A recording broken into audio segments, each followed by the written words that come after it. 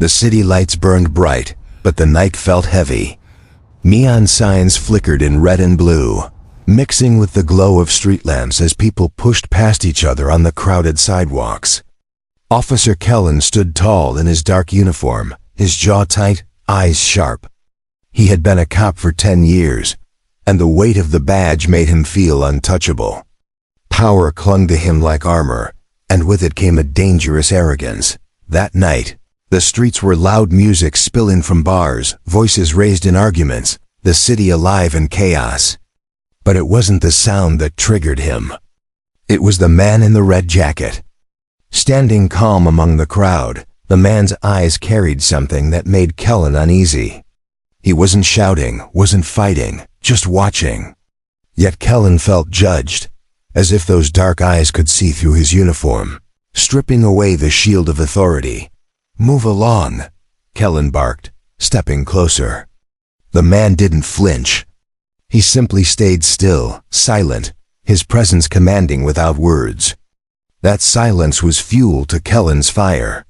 He felt the heat rise in his chest, his pride clawing for control. "I said move." The officer's voice thundered across the street. The man tilted his head slightly, but gave no answer. The crowd grew quiet, sensing the tension thickening in the air. People pulled out phones, ready to capture whatever was about to happen. Kellen's blood boiled. Then came the moment. Without thinking, without restraint, Kellen's fist shot forward. His knuckles smashed into the man's face, the crack of impact echoing louder than the city noise. The man's head snapped back, his body staggering a step. Gasps erupted from the onlookers, and some even screamed, but the man didn't fall. Slowly, he lifted his head, blood at the corner of his lip. His expression wasn't one of pain, it was disappointment. His eyes, dark and heavy, locked onto Kellen's with a calmness that froze the officer's rage mid-breath. The crowd shifted, murmuring. "Do you know who that is?" Someone whispered. Another voice, trembling, said, "He just hit the wrong man." Kellen's chest rose and fell. His hands still clenched. He expected retaliation, but none came. The man simply stood tall, wiping his mouth with the back of his hand. Around them, the city felt different. The neon lights seemed harsher, the air thicker.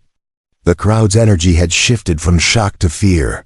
For the first time that night, Kellen felt the weight of doubt pressing against his arrogance. He wanted to bark another order, to reassert his control, but something in the man's silence crushed his voice before it reached his throat. The man in the red jacket leaned closer, his voice low but cutting through the night. "You don't know what you've done." Those words slid under Kellen's skin like a blade. His instinct screamed that this was no ordinary civilian. He had struck someone he shouldn't have touched, someone who carried a power far greater than the badge on his chest. The crowd began to back away, creating distance as if expecting a storm. Some were whispering names Kellen couldn't quite catch. But each whisper sent a fresh chill through his spine. Kellen straightened his shoulders, trying to mask the sudden unease. He told himself he was still in control. He was the law. But deep inside, he knew something had shifted the second his fist landed. The punch wasn't just an attack, it was the beginning of something he couldn't stop. As the man stepped forward, eyes never leaving his, Kellen felt a shiver crawl across his skin. For the first time in years, he wasn't sure if he was the one holding power, or the one about to be crushed by it. The night, once loud and careless, had turned into a battlefield. And the war had just begun. The city did not sleep after that punch. Word spread faster than fire, and by the next morning, whispers carried through alleyways, bars, and even precinct halls. People weren't talking about Officer Kellen's strike as just another street fight. They were talking about who he had hit. Kellen sat in the dim light of his kitchen, his coffee untouched, his knuckles still sore. His hand throbbed, not from pain but from memory. He replayed the moment in his mind again and again, the sound of the crowd gasping, the stranger's eyes locking with his calm and unshaken, as if the punch had meant nothing. The newspaper on his table shouted back at him. Unrest after officer punches local man. It looked ordinary, but the words underneath chilled him. The article didn't mention the man's name, but it didn't have to. The silence around that detail spoke louder than any headline. At the precinct, the atmosphere was different. Officers avoided his eyes. Some shook their heads quietly as he walked past. He felt the weight of their judgment, the kind that said, "You've gone too far." Captain Morales called him into the office. The blinds were closed, the air heavy with tension.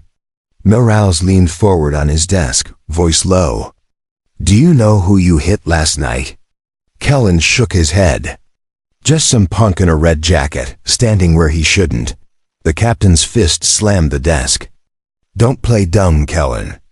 That wasn't just anyone. That was Marcus Vale." The name dropped like a stone in water, sending ripples of dread through Kellen's chest.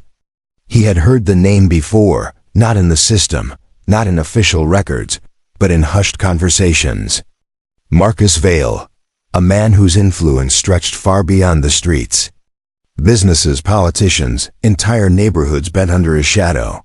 Kellen frowned, trying to hide his unease. "So he's some gangster." "I've dealt with worse."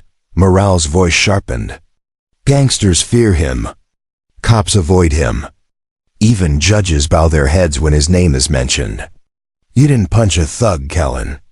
You punched a man who owns half this city." The words stuck in Kellen's throat. His arrogance, once so thick, began to crack. He remembered the crowd's reaction, the way fear had replaced shock. They knew. Everyone had known except him. That night, Kellen walked the streets again, not in uniform but in plain clothes. The city felt different under his feet. Eyes followed him, whispers trailed behind him. He passed a group of men at a corner. One of them muttered, "That's the cop who hit Vale." The others laughed quietly, the kind of laugh that promised trouble. His pride wanted to roar back, to remind them who wore the badge, but something deep inside held him silent. He realized he wasn't feared anymore. He was marked. At a diner near the edge of the district. Kellen slid into a booth and tried to eat, but even the food tasted wrong. Two older women sat at the counter, speaking softly, but he could still hear them. "They say Vale didn't even fight back. Why would he? He doesn't need to lift a finger. The city fights for him. That officer's finished. Doesn't even know it yet." Kellen's grip tightened on his fork. Finished. The word echoed in his mind. He had spent years building his reputation, standing tall as the man who commanded respect through fear. But now the fear belonged to someone else, someone untouchable. As he walked out into the night air, he noticed a black car parked across the street. The windows were tinted, but he could feel eyes watching him. The engine hummed softly, patient, waiting. Kellen's heart pounded. He tried to tell himself it was coincidence, but when he turned down another street, another car appeared. Its headlights trailing too perfectly behind him, he stopped, his fists clenching, his voice breaking through the night. "Come out." The cars did not move. Their silence mocked him, a reminder that his fight wasn't with fists anymore. It was with power, and power did not rush. It waited. Back in his apartment, Kellen locked the door and sat in the dark. He thought of Marcus Vale's face, the calm after the punch, the quiet promise hidden in those eyes. It wasn't anger he had seen. It was patience. Patience was worse than fury. Fury burned out. Patience waited for the right moment to strike. The whispers of power had begun, and Kellen realized he was already losing. The morning air felt heavy, pressing down on Kellen as he stepped out of his apartment. The streets that once seemed his to command now watched him like hostile territory. His neighbors, who once nodded with respect when he walked by in uniform, kept their doors half closed, eyes peeking through the cracks. Whispers followed him down every block. At the precinct, his locker was covered in silence. Colleagues who had once laughed with him over coffee suddenly found their desks fascinating. A few risked glances, pity mixed with fear in their eyes. One officer muttered under his breath, "Dead man walking." When he entered the briefing room, Captain Morale stood waiting, jaw clenched. The entire shift was gathered. Morale's voice was sharp. "Officer Kellen, you are suspended until further notice. Hand over your badge and weapon." The words hit harder than any punch. Kellen froze, the badge feeling heavier in his pocket than it ever had before. Slowly, with a stiff jaw, he placed it on the table. The room was quiet, too quiet. Not a single officer spoke up for him. Not one dot as Kellen walked out. He caught the look in Morale's eyes, half frustration, half fear. Even the captain was powerless. This wasn't about the law anymore. This was about Marcus Vale. That night, Kellen returned to his apartment and found an envelope slipped under his door. No name, no address, just a single card inside. On it, written in sharp black ink, were the words, "We are watching." His throat tightened. He checked the hallway, but it was empty, only the flicker of a dying light bulb casting shadows. He slammed the door shut, his heart beat loud in the silence. Sleep did not come easily. When it finally did, it was broken by the sound of a car engine outside. He peeked through the blinds. The same black car from before sat there, headlights off, motionless dot by the third night. He stopped pretending it was coincidence. They were there for him, patient, unblinking, reminding him every second that he was trapped. The media didn't help. His face was on every screen, every paper. Headlines painted him as reckless, dangerous, unstable. A viral clip of his punch looped endlessly online. The crowd's gasp echoing again and again. Commentators asked, how could he strike Marcus Vale? Others shook their heads and said, he'll pay for it. Even those who despised Vale still pitied Kellen, because they knew what came next. One afternoon, desperate for answers, Kellen stormed into a bar on the east side. He knew it was a place Vale's people often visited. The room fell silent as he walked in. Conversations died, drinks froze mid-sip. "I want to talk," Kellen growled. His eyes scanned the room, searching for anyone brave enough to speak. A man at the far end laughed softly, tapping his glass. "Talk? You've already said enough with your fist." The city heard it loud and clear. Kellen marched closer, his anger masking his fear. "What does Vale want? Why play games?" The man leaned back, his smile cold. "Vale doesn't play games. He plays the city. You think he needs to lift a finger? Look around. You're finished, and he hasn't even spoken yet." The laughter that followed wasn't loud, but it cut Kellen deeper than a shout. He stormed out, his fists clenched so tight his nails dug into his skin. Days blurred into nights. He found himself jumping at every knock, every car door, every shadow. The badge was gone, his power stripped, and with it the illusion that he controlled anything. His phone buzzed one evening with an unknown number. Hesitant, he answered. A calm voice spoke. "Officer Kellen." He froze. The voice was smooth, steady, carrying no hint of anger, just certainty. "You made a mistake," the caller continued. "And mistakes must be corrected. Soon you'll understand the price." The line went dead. Kellen stood frozen, the silence after the call louder than the voice itself.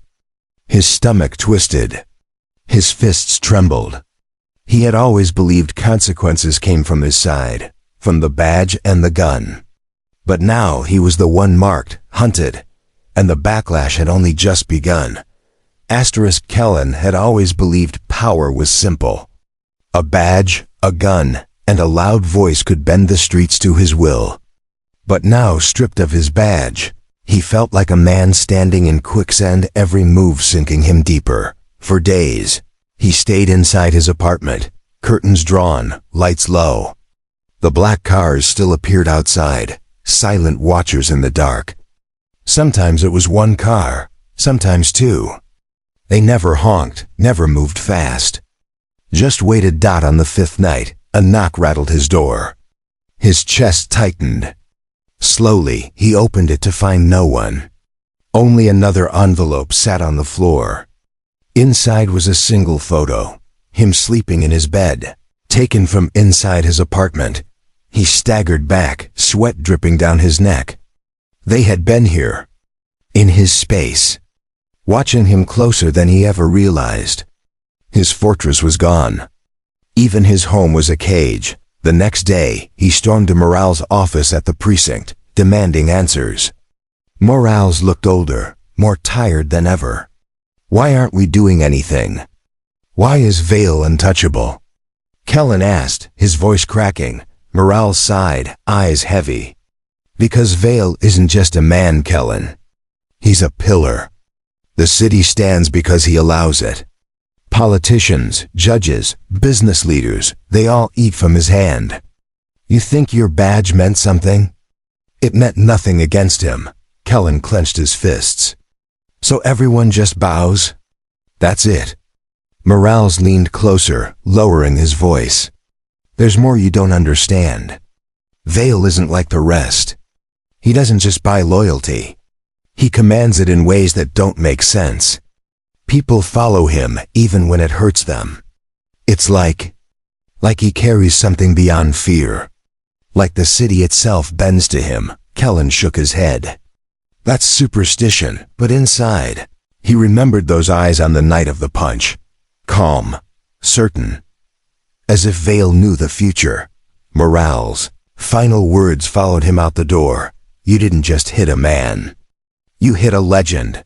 That night, Kellen walked the streets with his hood pulled low. He needed to see Vale for himself again, to understand what made him untouchable. He followed whispers through alleys, through bars, until he reached an abandoned theater lit only by lanterns. Inside, people gathered in silence. Not drunks, not criminals, but men in suits, women in fine dresses, workers with tired hands, all sitting as if waiting for something sacred. At the center, Marcus Vale stepped onto the stage. He wore no armor, carried no weapon, but the room fell into reverent silence. His presence filled the air like thunder before a storm. Kellen's breath caught in his throat. It wasn't fear alone that controlled these people, it was devotion. Vale spoke softly, his words carrying like fire. He talked of order, of balance, of how the city needed strength where the law was weak. Every sentence made heads nod, every pause drew held breaths. Kellen felt it too, against his will. Something in Vale's voice pressed against his chest, steady, commanding. For a moment, he even wanted to stand with the others, to bow his head. He shook it off, forcing his fists to tighten. When the gathering ended, Kellen tried to slip out, but Vale's voice called across the hall. "Officer Kellen." The crowd parted like water. All eyes turned to him. His stomach dropped. Vale walked forward, calm, unhurried. His gaze held no malice, only certainty. "You thought your punch was power. But power isn't in fists. It's in the silence after. The silence where men listen, where cities bend." Kellen swallowed hard, words failing him. Vale leaned closer. "You wanted to test your strength. Now you've seen mine. This is the truth you never learned. The badge doesn't make you feared. The city does. And the city is mine." The crowd erupted in applause, not for violence but for command. Kellen stumbled back, his pride splintering. He had thought himself untouchable. Now he understood he was nothing but a man who had swung too hard at the wrong shadow. The hidden truth had revealed itself. Marcus Vale wasn't just powerful. He was inevitable. Kellen left the theater with his hood pulled low, but he knew there was no hiding anymore. The whispers followed him, louder now, carried on every corner of the city. He had seen it with his own eyes. Vale didn't rule with fists or guns. He ruled with something deeper, something people carried in their hearts. By the next morning, the city had already begun to turn against him. His apartment door was marked with a smear of red paint, a silent warning. On the stairwell, two neighbors avoided his eyes, whispering to each other once he passed. At the market, The butcher who once saved him the best cuts of meat refused to even meet his gaze. Everywhere he went, doors closed, voices hushed, and eyes lingered with something worse than hate certainty. They all knew what he had refused to accept. His time was running out. That night, the phone rang again. The same calm voice spoke. "You still don't understand, officer. Fear is not enough. You must learn what it feels like to be erased." The line cut off, but the words stuck to his skin like ice dots. Soon after, the pressure began. His bank account was frozen, drained without explanation. His landlord slipped an eviction notice under his door. Calls to old friends went unanswered. His life was crumbling piece by piece, not through bullets, but through silence and shadows. One evening, he drove through the city, desperate for escape, only to realize every street led him back into Vale's reach. Cars with tinted windows followed him no matter which turn he took. He abandoned the car and ran on foot, but even then, he felt eyes at his back. On the third night of running, he ended up in a cheap motel on the outskirts, the kind of place where the walls smelled of smoke and the locks rattled loosely. He sat on the edge of the bed, head in his hands, the weight of everything pressing down. The badge was gone. His power was gone. Even his arrogance had slipped away, leaving only a man stripped bare. In the silence, he remembered the moment of the punch, the sharp crack of knuckles against flesh, the crowd gasping, Vale's eyes staring through him. It had seemed small then, just another act of pride. But now he understood it was the spark that had lit a fire too vast to stop. The next morning, he woke to find the motel mirror cracked, a message written across it in black marker. "You are already dead." His knees weakened. He staggered back, staring at his reflection split into pieces by the words. He punched the mirror, shattering it, his hand bleeding, but even the pain couldn't drown the truth. They were everywhere. He couldn't run far enough. Later that day, he returned to the precinct in desperation. He burst into Morale's office, demanding protection. "I need backup. Witness protection, relocation, something. You can't just let this happen." Morale stared at him with tired eyes. "Don't you get it, Kellen? There's nowhere to hide. Vale doesn't chase people. He waits. And when the city itself closes around you, there's no escape." Kellen slammed his fists on the desk. "So you'll just let him kill me?" The captain's voice lowered. "It won't be with bullets. It'll be slower. You'll vanish, forgotten." That's his way. Kellen staggered out of the office, his vision blurred. Forgotten. The word wrapped around his mind like a noose. He had always wanted to be feared, to be remembered as the man who controlled the streets. But now he was nothing more than a cautionary tale, a ghost before he was even dead. That night, he wandered the streets like a shadow, his clothes dirty, his beard growing wild. He saw posters of Vale's face painted on walls, not as a criminal, but as a savior. Crowds passed him without notice, their eyes glowing with something like faith. For the first time, Kellen felt small, smaller than the smallest whisper. When he finally returned to his apartment, it was no longer his. Locks had been changed. A new family moved inside, their laughter spilling through the window. He stood outside like a stranger, trembling in the cold. He realized then that Vale didn't need to kill him. He had already taken everything away. Kellen was a man descending into fear, deeper and deeper, with no rope to climb back up. And in that descent, he understood there was no bottom. The city no longer belonged to him. Kellen wandered through streets where once he had barked orders and people had obeyed. Now they barely looked at him. Those who did carried only one expression: pity. He was a ghost of himself, a man stripped of authority, walking in the ruins of his own pride, days blurred. His clothes were torn, his eyes hollow. He had nowhere left to go, no doors left to knock on. Even the precinct, the one place he thought would always be his, had turned its back. He was invisible, and that was worse than death. On the 7th night after his suspension, Kellen sat on a cold bench near the river. The city lights reflected on the water, bright and mocking. He thought of the punch again, the single moment when his pride had ruled him. A single swing had taken everything away. Behind him, footsteps approached. Calm, steady, unhurried. Kellen froze, his pulse racing. He didn't need to turn to know who it was. "Officer Kellen," came the voice. Smooth, cold, inevitable. Kellen turned, and there stood Marcus Vale, not with bodyguards, not with weapons, but alone. His red jacket gleamed faintly in the glow of the city lights. His face was calm, his eyes carrying the same steady certainty that had haunted Kellen since the night of the punch. "You finally came," Kellen muttered, his voice rough. Vale tilted his head. "I didn't need to come. You came to me. Every step you've taken since that night led you here. You've seen it now. You've lived it." One punch was all it took. Kellen's fists clenched. His voice cracked. "Why me? Why destroy me when others have done worse?" Vale's gaze never shifted. Because others knew better. They feared the silence. You, Kellen, believed the badge made you untouchable. You believed anger was strength. But strength is patience. Strength is control. You had neither. The words cut deeper than any blade. Kellen's pride wanted to rise, to shout back, but there was nothing left to stand on. He was empty. Vale stepped closer, his shadow falling over him.